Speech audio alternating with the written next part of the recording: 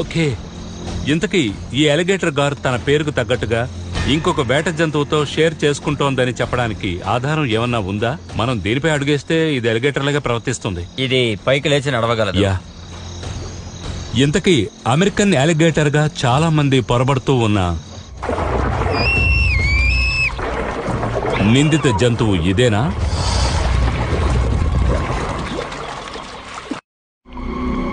కొన్ని సంవత్సరాలుగా ఏకపక్ష సాక్ష్యాన్ని బట్టి గేటర్ గార్ మీద మోపబడుతున్న అభియోగాలపై పునర్విచారణ జరపాల్సిన సమయం ఆసన్నమైంది.